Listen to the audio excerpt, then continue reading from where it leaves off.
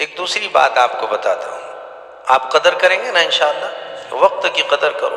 حضرت علی ابن موفق رحمۃ اللہ علیہ ایک بہت بڑے پائے کے بزرگ تھے، بڑا عجیب واقعہ ان کا لکھا ہوا ہے۔ بعض لوگ ایسے ہوتے ہیں کہ خود بھی کرتے نہیں، دوسروں کو بھی کرنے نہیں دیتے ہیں، ایسے بعض عورتوں میں بھی رہتے ہیں، بعض مردوں میں بھی رہتے ہیں۔ ہم کو ان غفلت برتنے والوں میں سے نہیں بننا ہے۔ آپ سب سنو کان کھول کے اور اچھی طرح سے سن لو، ہم کو غافلین میں نہیں بننا ہے، کام کرنے والوں میں شامل ہونا ہے انشاءاللہ۔ حضرت نے عجیب و غریب ایک واقعہ لکھا ہے، واقعہ میں لکھا ہے، آپ نے سب نے سنا ہے یہ واقعہ، فضائل میں، فضائل حج میں حضرت شیخ نے اس واقعے کو بیان فرمایا ہے۔ حضرت فرماتے ہیں کہ علی ابن موفق کہتے ہیں میں ایک سال حج کو گیا تو حج میں میری عرفات میں آنکھ لگ گئی، عرفات کے میدان میں سو گیا تو میں نے خواب میں دیکھا کہ 2 فرشتے آسمان سے اترے، اور دونوں فرشتے آسمان سے اتر کر ایک فرشتہ دوسرے سے پوچھ رہا ہے اس سال کتنے لوگ حج پر آئے؟ تو جواب دینے والا کہتا ہے 6 لاکھ آئے۔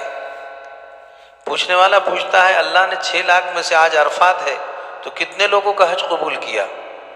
جواب دینے والا فرشتہ جواب دے رہا ہے ان 6 لاکھ میں صرف 6 ہی لوگوں کا حج قبول ہوا ہے۔ بولو کتنا؟ 6 کا۔ یہ کہتے ہیں کہ میں تو پریشان ہوا کہ یا اللہ کل وہ لوگ جن کا حج قبول ہوا کتنے ہیں؟ معلوم نہیں اب میں تو اس میں شامل ہے کہ نہیں ہے۔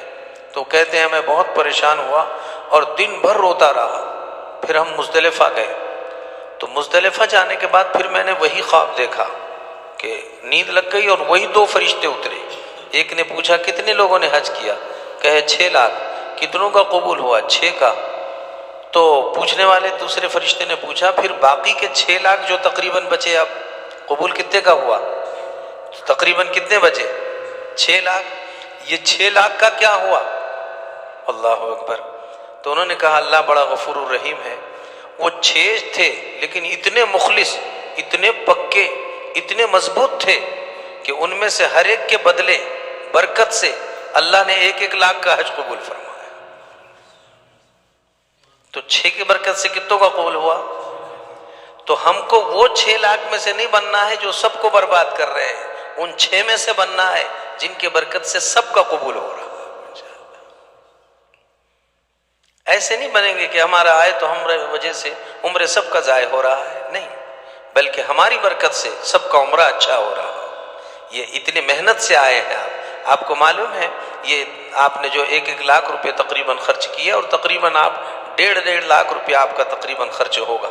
یہ 1.5 لاکھ بیوی بچوں کے، گھر کے کتنے عظیم اہم خرچوں میں سے آپ نے کیسے کیسے کر کے جمع کر کے لائے ہیں، اور اتنا خرچ کرنے کے بعد وہ بیچارے یہی سمجھ رہے ہیں کہ ہمارے ابا، دادا، چچا، تایا، بھائی، امی، دادی، نانی، خالہ جو گئے ہیں یہ ہم کو سامان لانے کو نہیں گئے، اللہ سے بہت بڑی رحمت لانے کو گئے ہوئے ہیں۔